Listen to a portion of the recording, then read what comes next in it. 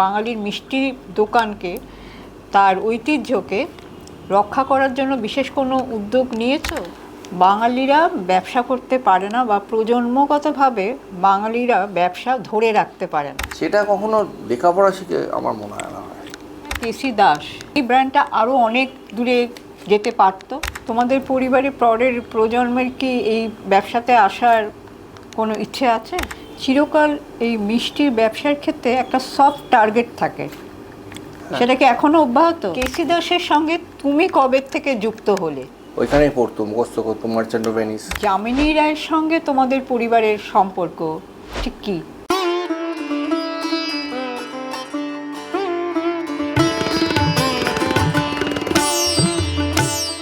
তুমি তো অনেক সংগঠনের সঙ্গে যুক্ত, বিশেষ করে মিষ্টি ব্যবসায়ী যে সংগঠনগুলো, তা সেখানে দাঁড়িয়ে বাংলার যে সমস্ত মিষ্টির দোকান আছে বা বাঙালির যে মিষ্টি যে বাঙালিরা যে মিষ্টি খেতে পছন্দ করে, তা সেই বাংলার মিষ্টি এবং বাঙালির মিষ্টি দোকানকে তার ঐতিহ্যকে রক্ষা করার জন্য বিশেষ কোনো উদ্যোগ নিয়েছো?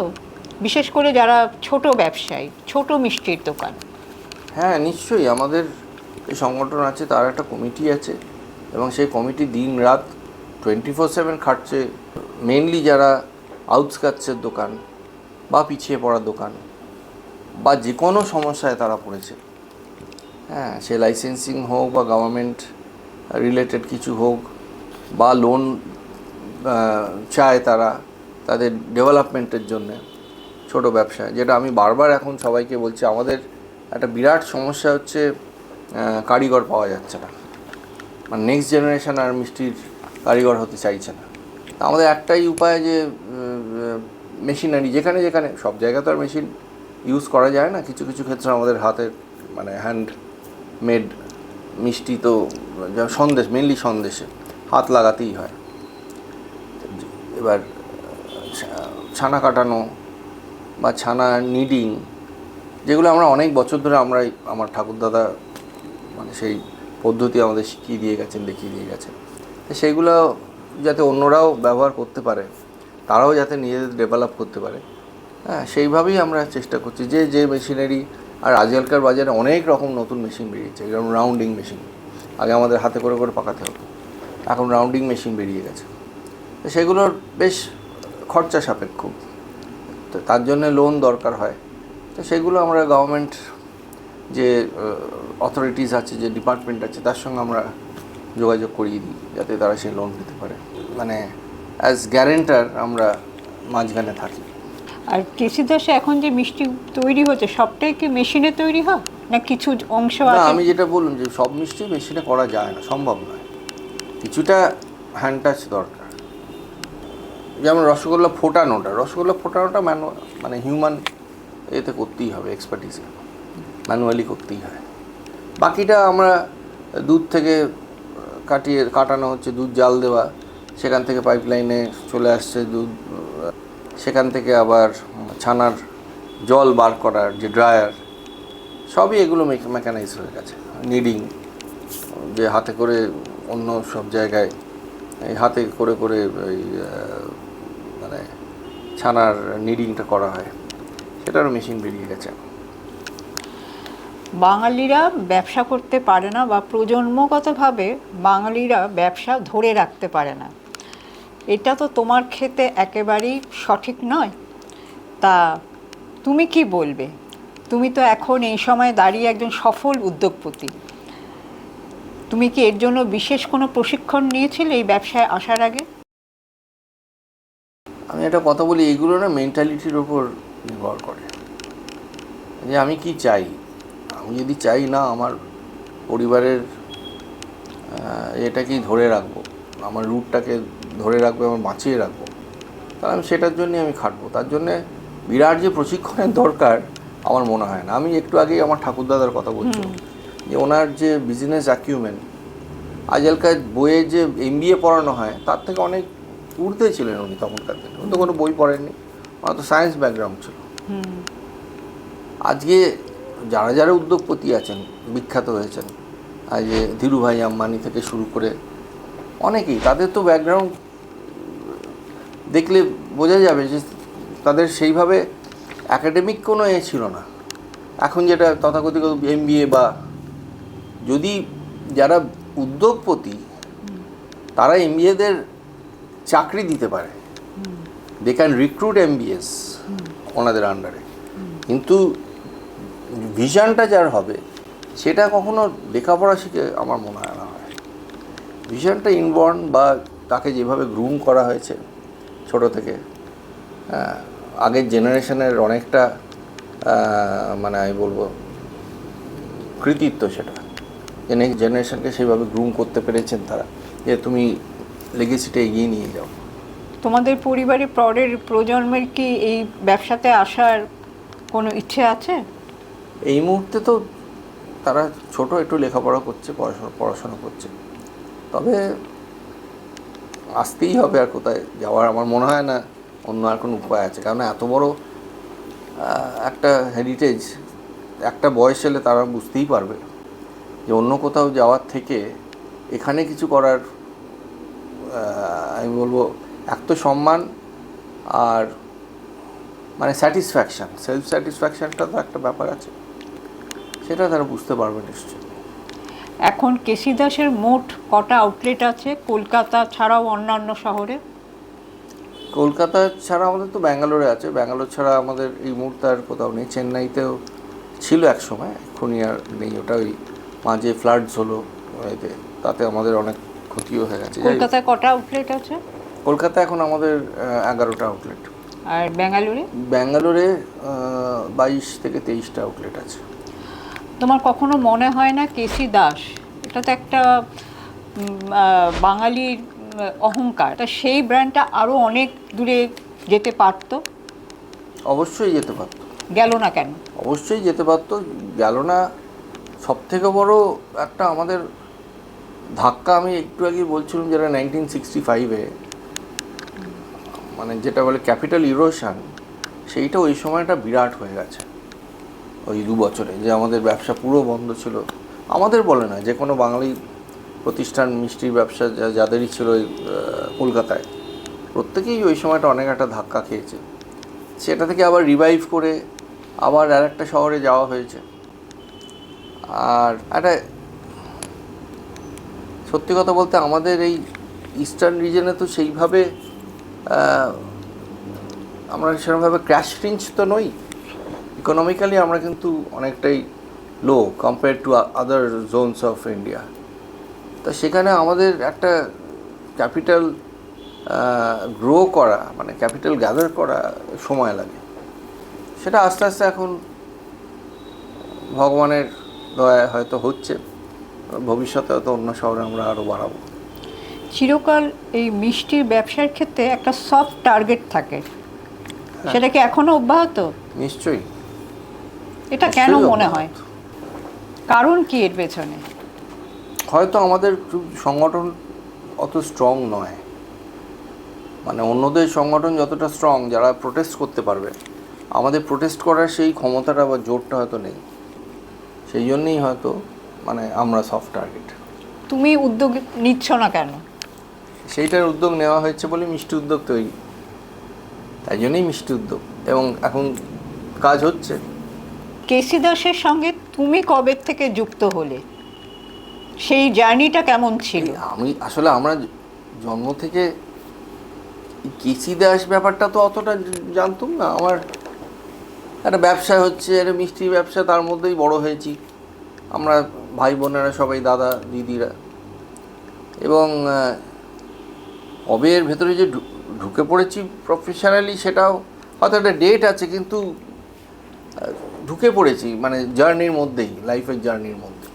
সেটা কত বছর বয়স হবে তখন তোমার? ছোটোবেলার কথা বলছি। আমার চিরকালই একটু সেলসের ওপর হয়তো ঝোঁকটা বেশি ছিল ছোটো থেকে, যে জন্যে বুক ফেয়ার যখন শুরু হয়, ক্যালকাটা বুক ফেয়ার ছিল তখন, রবীন্দ্র সদনের উল্টো দিকে হতো, ময়দানে। হ্যাঁ ময়দানে।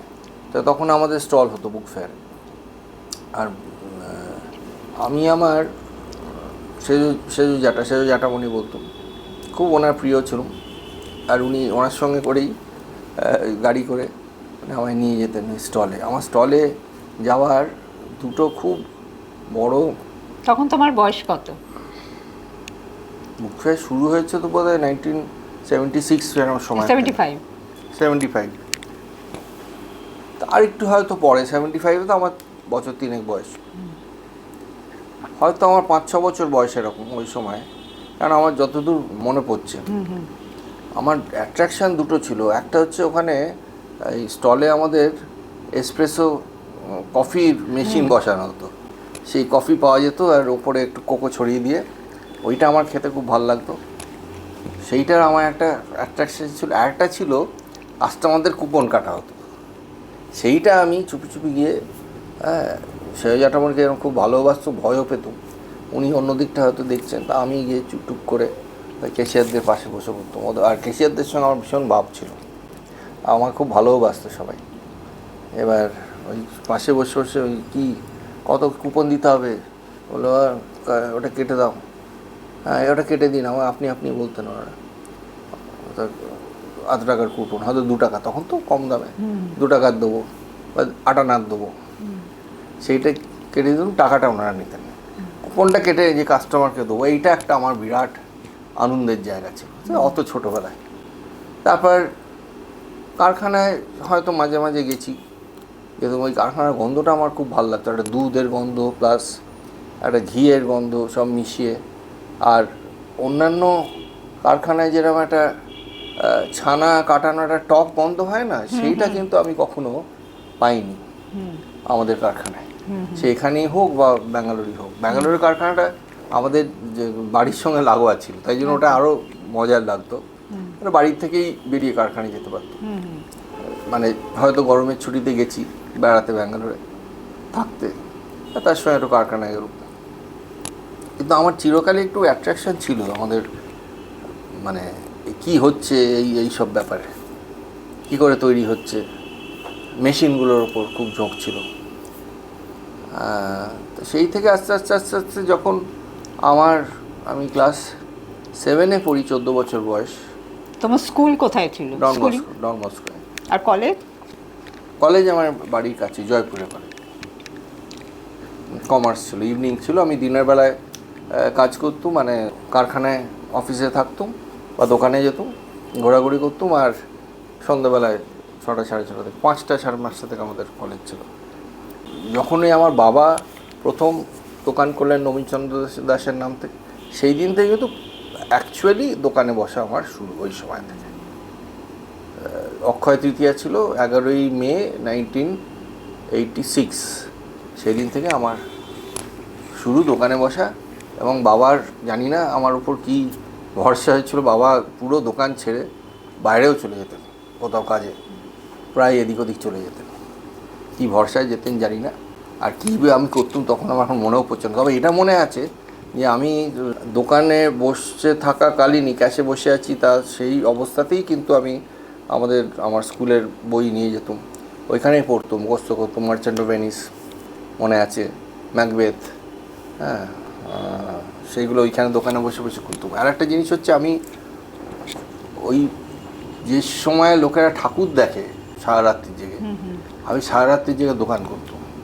কোনোদিন আমার ঠাকুর দেখা হয়নি। ওই বড়জোর বাড়ির সামনে কুমারটুলি হয়তো একবার দেখে এলুম, আর বাগবাজার সার্বজনীন, ব্যাস এইটুকুই। আর বাকিটা সময় হচ্ছে দোকান। কোনো বন্ধুবান্ধবদের সঙ্গে বেরিয়ে ঠাকুর দেখা টাকা বেশ অনেকটা স্ট্রেচ অবধি সময় এসব আমার হয়নি। এই দোকানটাতেই থাকতাম পুজোর সময়, কেন প্রায় 4টের সময় বাড়ি ফিরতাম ভোরবেলায়, দোকান বন্ধ করে 4টেয় বাড়ি ফিরে আবার সকালবেলা ঘুমিয়ে টুমিয়ে আবার দিনের বেলা হয়তো একটু কিছু অন্য করে আবার সন্ধে হলেই, বিকেলবেলা হলেই আবার দোকানে চলে যেতাম। তোমাদের বাড়ি তো আর্ট কালচারের বাড়ি, তা যামিনী রায়ের সঙ্গে তোমাদের পরিবারের সম্পর্ক ঠিক কী সমীকরণ রয়েছে? আসলে যামিনী রায় আগে এখানে থাকতেন, বাগবাজারেই, আনন্দ চ্যাটার্জি লেনে থাকতেন। আর আমার ঠাকুরদাদা খুবই আর্ট লাভার ছিলেন ছোটো থেকে। শুধু আর্ট লাভার নয়, উনি একটু আর্ট কনভিউসারও ছিলেন। এবং যেহেতু যামিনীবাবু যতদূর শুনেছি উনি আর্থিকভাবে তখন অতটা সচ্ছল ছিলেন না, অত নাম ওনার হয়নি, তাই জন্য আর্থিক সাহায্য উনি না জানিয়েই ওনাকে মনে হয় ওনার কোনো বন্ধুর মাধ্যমে বা কিছু হয়তো কিছু কিছু আর্থিক সাহায্য করতেন। সেটা একসময় জামিনবাবু জানতে পারেন, জানতে পেরে তখন বলেন যে না তাহলে আমি একটা কিছু এর বদলে কিছু করে দেবো। তো তাতে তখন ওপেনলি তখন দাদুই অফার দেন যে না আমি যদি আমায় এটা করে দেন এর জন্য আমি একটা আর্থিক আপনাকে দেওয়া হবে, আপনার যা রেমুনারেশন করে। তখন আমরা 17টা সিরিজ করে দেন উনি, 17টা পেন্টিংয়ের সিরিজ, রামায়ণের বড় পর্বটা। সেটা আমাদের এখানে একটা লম্বা ঘর আছে সেখানে রাখা। তাছাড়াও এই ঘরেও যেরকম মাদার অ্যান্ড চাইল্ড দু রকম, না দু রকমের, আগে অন্যরকম একটা ওনার স্টাইল ছিল আঁকার, তারপরেই পটের স্টাইল হলো। এই মাদার অ্যান্ড চাইল্ড এই ঘরেই রাখা আছে দু রকমেরই। পরবর্তীকালে প্রচুর জামিনীরা, কানাই বলাই, আমার সব ঠাকুরদাদারই ওনার থেকে সংগ্রহ করা। তোমার বাবাও তো পিয়ানো ভালো বাজাতেন এবং তুমি নিজেও তবলা বাজাতে। না, আমাদের পরিবারেই গান বাজনার একটা চল চিরকালই। সেটা তো আমি বললাম আগে, নবীন দাসের সময়ের থেকে, তারপর কৃষ্ণচন্দ্র দাস উনি ভায়োলিন বাজাতেন, আমার ঠাকুরদাদা খুবই ভালো ভায়োলিন বাজাতেন এবং আমার মেজোজাটাকে শিখিয়েছিলেন, আমার বাবাকে উনি শিখিয়েছিলেন, খুবই রাগী ছিলেন। আমার ছোট কাকাও খুব ভালো ধ্রুপদ গাইতেন, শিখেছেন উদয়ভূষণ ভট্টাচার্যের কাছ থেকে। আমার পিসি উদয়ভূষণ ভট্টাচার্যের কাছে ধ্রুপদ, শ্রী শৈলজারঞ্জন মজুমদারের কাছে শিখেছিলেন রবীন্দ্রসঙ্গীত, নজরুল গীতির জন্য ওই সবই আমাদের বাড়িতেই আসতেন ওনারা শেখাতে। ধীরেন্দ্রচন্দ্র মিত্র আসতেন নজরুল গীতির জন্য, আতা হোসেন খাঁ সাহেব আসতেন ক্লাসিক্যাল শেখাতে। আর ছোটো থেকেই এনাদের সঙ্গে আমার ভীষণ একটা দারুণ সম্পর্ক ছিল। আর মানে মেইনলি কারণ আমি স্কুলে থেকে ফেরার সময় ওনাদের, আমার ওই স্কুলের গাড়িতেই ওনারা আসতেন শেখাতে। ওই ওনারা যেখানে থাকতেন সেখান থেকে আমরা তুলে নিয়ে আসতাম, এবার গাড়িতেই আস্তে আস্তে ওনাদের সঙ্গে একটা দারুণ সম্পর্ক আমার তৈরি হয়ে গেছিলো। আমি আতা হোসেন খাঁ সাহেবের বাড়িতে আমার মনে আছে ওয়েলিংটনে, যেহেতু ওনার স্ত্রীকে এখন আমি বলছি আমার চোখের সামনে ভাসছে। উনি চোখে দেখতে পেতেন না খুব ভালো, ধরে ধরে ধরে অনেকে আনা হতো একটা লাঠি নিয়ে, আর উনি নিজেই শেখাতেন এবং নিজেই তবলা বাজাতেন আতা হোসেন খাঁ সাহেব। এই ঘরে সব ছবি আছে ওনাদের, আতা হোসেন খাঁ সাহেবের, শৈলচিত্রার। আর শৈলজারঞ্জন মজুমদার ছিলেন আমাদের কবিগুরুর শিষ্য, ডাইরেক্ট শিষ্য। এই ঘরেই ওনার ক্লাস হতো, প্রায় 40 জন মতন স্টুডেন্ট আসতেন এখানে শিখতে। প্রাচীন প্রবাহিনী নাম দিয়ে একটা ক্লাস করা হয়েছিল, স্কুল করা হয়েছিল। আমার পিসি, আমার মানে ঠাকুরদাদাই সব প্রমোট করতেন সবাইকে। সারদা চরণ দাস। সারদা চরণ দাস। আর তার পরবর্তীকালে পিয়ানো আমার দিদি পিয়ানো শিখেছেন, আমার পিসিও কিছুদিন আমি পিয়ানো বাজাতেন, আমার দাদা কিছুদিন হারমোনিয়াম শিখেছিলেন এর কাছে। ধীরেন্দ্রচন্দ্র মিত্র মশাই খুব ভালো হারমোনিয়াম বাজাতে পারতেন, তার কাছে, ওনার কাছে দাদা কিছুদিন হারমোনিয়াম শেখেন। আর আমার ছোটো থেকেই কেন জানি না তবলার ওপর ভীষণ ঝোঁক ছিল, যেহেতু আমার এই মায়ের, আমি বললাম মায়ের মেজ মাসি অমলা শঙ্কর, আর আমার সেই সূত্রে আমার মামা আনন্দ শঙ্কর। আর মামার বাজনা ছোটো থেকে আমি এত ভক্ত ছিল মামার, পাগলের মতন, মানে মামাকে কী করে ফলো করা যায় সেইটাই দেখতাম। আর সেই ছোটো থেকে আমার একটা ছোটো ড্রাম ছিল টিনের আগেকার, আর সে পিটিয়ে পিটিয়ে সব কান ঝালাপালা করতো সবার, সারাক্ষণ ড্রামটা নিয়ে থাকতো আমার কাছে। তখন মামা বললো ওই ওরকম করে এইসব এত আওয়াজ, তুমি বসে চুপ করে কী করে করতে হয়, করে খাতায় লিখে লিখে বিট কীরকম হয়, হ্যাঁ 1 2 3 1 2 1 2 1 2 3 এরকম করে, যে 7 মাত্রা কীরকম হচ্ছে তখন ওই অত কম বয়সে। তার পরবর্তীকালে আমি প্রপারলি একটু তবলা শিখি, পাকওয়াজ শিখি তারকচাঁদ বড়াল মহাশয়ের কাছে, সেই বাড়িতেই। এবং গান বাজনা নিয়েই অনেক বছর কাটিয়েছি। এখনো কি অবসর পেলে একটু এখন চর্চা করো? এখন অতটা হয় না, এখন শোনা হয়, তাও শোনার, এখন আরও শোনারও সময় হয় না, এখন এত বেশি অন্যান্য কাজে জড়িয়ে পড়েছি। তবে হ্যাঁ, মানে সুযোগ পেলে একটু চেষ্টা করি। এই আমাদের এখানে একটা জগন্নাথ মন্দির হয়েছে এবং তার বাগবাজারে একটা রথের মেলা, সেটাও আমারই খুব ইচ্ছে ছিল যে একটা জগন্নাথ মন্দিরের বড় রথ বেরোবে বাগবাজারে, সেটাও আমি বলে, মানে ওই একটা স্বপ্ন সেটাও সফল হয়েছে। রথ এবং রথের মেলা, সেটা খুব যেখানে আমাদের দুর্গা পুজো হয় সেইখানেই রথের মেলা বড় করে হচ্ছে। আমাদের যিনি এখনও বাগবাজারের কাউন্সিলর শ্রী বাপি ঘোষ মহাশয়, ওনারই উদ্যোগে উনি সবটা করেন। কিন্তু আমাদের মানে আমার এটা খুব ইচ্ছে ছিল, সেটা উনি করতে পেরেছেন। তা আমি তার সঙ্গে খুবই ভীষণভাবে জড়িত। এবার সেখানেও যে গান বাজনা কীর্তন হলেই আমি একটা শ্রীখোল পেলেই সেটা নিয়ে বসে পড়লুম বাজাতে, অত বছরও। কিন্তু সেইভাবে যে রেয়াজ করাটার আর সময় পারিও না, আর শারীরিকভাবে আর এখন আর অতটা পারি না। তোমরা ক ভাই বোন? ভাই বোন বলতে গেলে কিন্তু আমরা 4 ভাই বোন, কারণ আমাদের জয়েন্ট ফ্যামিলিতে আমরা বড়, তো আমাদের ওই জাততো পুত্রতো এই ব্যাপারগুলো আমাদের মধ্যে ছিল না। আমার বড় দাদা, উনি এখন আর নেই। আমার সেজ জ্যাঠার যে কথা বলছিলাম, সেজ জ্যাঠামণির ছেলে সঞ্জয় দাস, 2020-তে আমাদের ছেড়ে চলে গেছেন। যাই হোক, আমার দাদা আর দিদি, ওই সেজ জ্যাঠামণির বড় মেয়ে মল্লিকা রায়। আর আমার বোন হচ্ছে মালবিকা এখন ওর ব্যাঙ্গালোরে বিয়ে হয়েছে, ব্যাঙ্গালোরেই থাকে। শোনা যায় যে তোমাদের সংস্থার যারা নাকি সহযোগী বা স্টাফ যাদের বলি আমরা, তারাও নাকি প্রজন্মগতভাবে এখানে চাকরি করছে। হ্যাঁ, এক্ষেত্রে কখনো তাদের মধ্যে একটা ওনারশিপ ব্যাপারটা চলে আসে বলে মনে হয় কি তোমার, বা তোমরা দেখেছো কি? সেটা তো অত্যন্ত গর্বের ব্যাপার। তারা যদি মনে করে যে এটা আমাদের নিজস্ব সম্পত্তি, এর থেকে আর ভালো কিছু হতে পারে না, তবেই তো সেইভাবে তারা ডেডিকেট করবে কাজটা। যতক্ষণ না এটা আমি আমার নিজের মনে করছি, আমি তো সেটাকে আমার সেই ফুল এফার্টটা দেবো না। আমি তো চাই তারা মনে করুক আর এটা আমার সম্পত্তি। আমার ভালো লাগে সেটাই। আমার তোমার আগামী দিনের পরিকল্পনা কি? এক তো এই সংস্থাকে কতদূর জানি না, এই অবস্থায় কতটা নিয়ে যেতে পারবো, এগিয়ে নিয়ে যেতে হবে। তাছাড়াও আমার যে মিষ্টি উদ্যোগ সংস্থা মানে অ্যাসোসিয়েশন আছে, সেই অ্যাসোসিয়েশনকে আমি চাই আরও মানে আমাদের এই যে আমাদের এত রিসার্চ বা আমাদের এই যে কি বলবো ডেভেলপমেন্টটা আমাদের মধ্যে না রেখে এই ছোটোখাটো যে দোকান আছে তাদের মধ্যে আরও ছড়িয়ে দিতে চাই। তারা একটু উঠে আসুক, মানে পুরো কমিউনিটির একটা ডেভেলপমেন্ট চাই। পুরো মিষ্টির ব্যবসায়ীদের একটা ডেভেলপমেন্ট সমগ্রভাবে না হলে ওই বিদেশিরা এসে আমাদের খেয়ে ফেলবে। কেক পেস্ট্রি বিক্রি করে তারাই খেয়ে ফেলবে। আর ঝাঁ চকচকে কেক পেস্ট্রির দোকানে ঢুকে অত দাম দিয়ে আমরা কিন্তু কিনে খাচ্ছি। একটা মাছি ভ্যান করছে দোকান, সেখানে আমরা যেতে চাই না।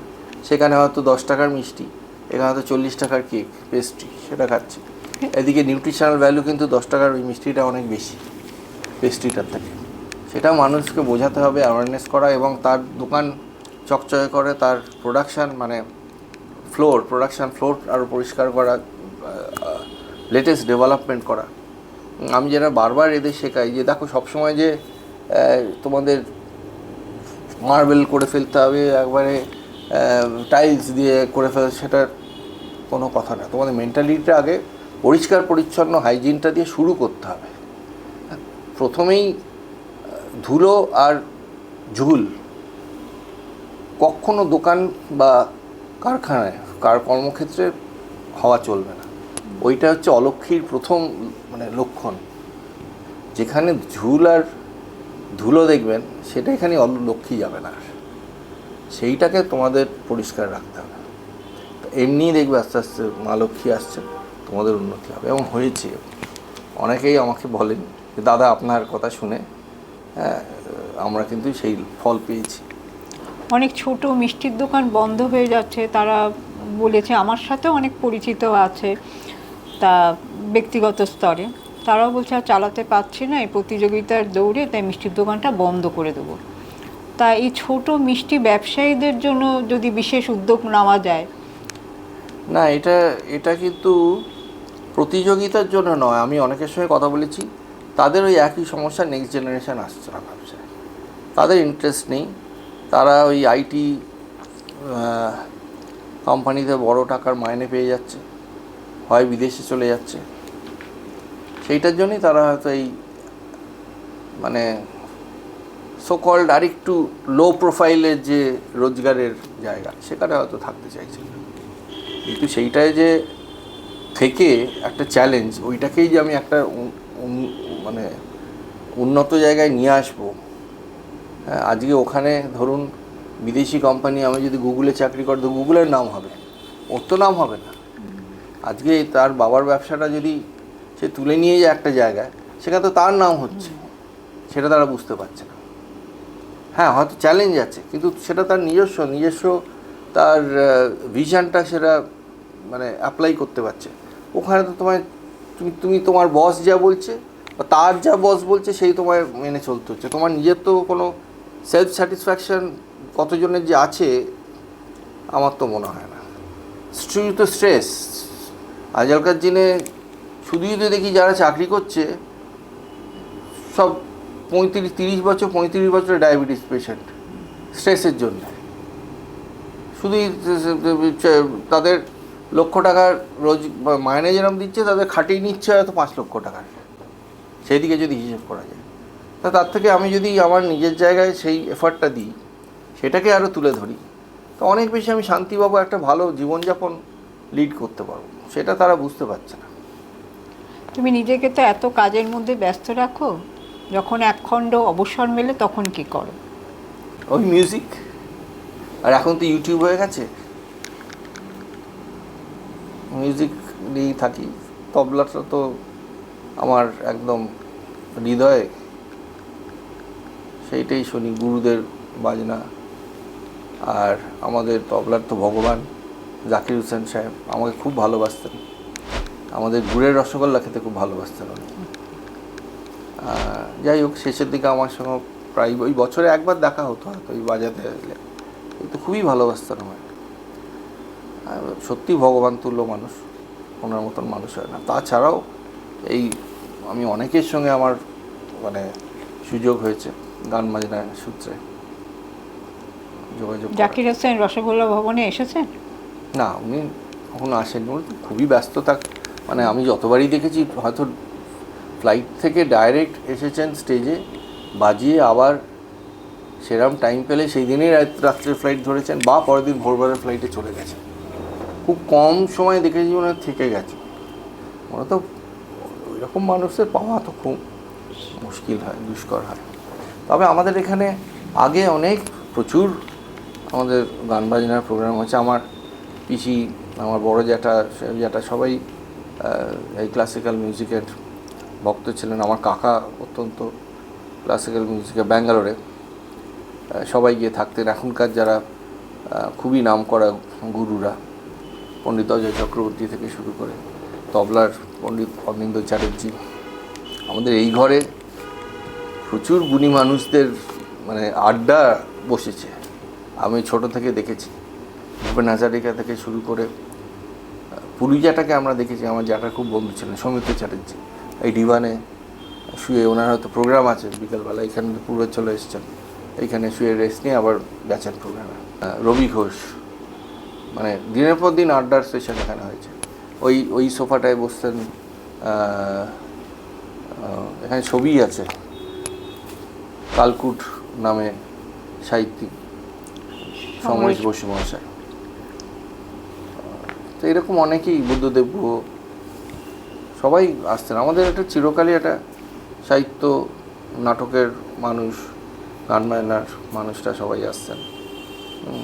আমি ছবি দেখেছি আমাদের এই উঠোনে, আমরা বেনারসের গুদাই মহারাজ যাকে বলি, শান্তপ্রসাদজি, পণ্ডিত শান্তপ্রসাদজি বাজাচ্ছেন, রোশন কুমারীর কত্থক নাচ হচ্ছে এই উঠোনে, তার ছবি দেখেছি। আর আমাদের এই পাশে যে ঘরটায় যামিনীর ছবি আছে, সেখানে প্রচুর গুণী গুণী শিল্পীদের আমি গান নিজে শুনেছি। আবার এই প্রজন্মেরও যারা আছেন ব্যান্ডের সবাই আমার সঙ্গে প্রত্যেকের ভীষণ ভালো সম্পর্ক। এই কালকেই অনিন্দ্যর সঙ্গে দেখা হলো, অনিন্দ্য চ্যাটার্জি আমাদের চন্দ্রবিন্দুর, তাদের নিয়ে আমাদের এখানে আড্ডার একটা বসে, সবাই আসেন অনুপমও আমাদের খুব ভালোবাসার, আমার সঙ্গে ভালো সম্পর্ক। লোপাদি, মানে গান বাজনার মহলে সবাই প্রায় মানে যোগাযোগ আমাদের সঙ্গে। জীবনদা, তুমি অনেকক্ষণ সময় দিলে, না অনেক ধন্যবাদ। চ্যানেলের তরফ থেকে তোমাকে অশেষ অশেষ ধন্যবাদ। তোমাকে অনেক ধন্যবাদ আমার সুযোগ দেওয়ার জন্য। ভালো থেকো, সুস্থ থেকো। তুমিও ভালো থেকো। নমস্কার।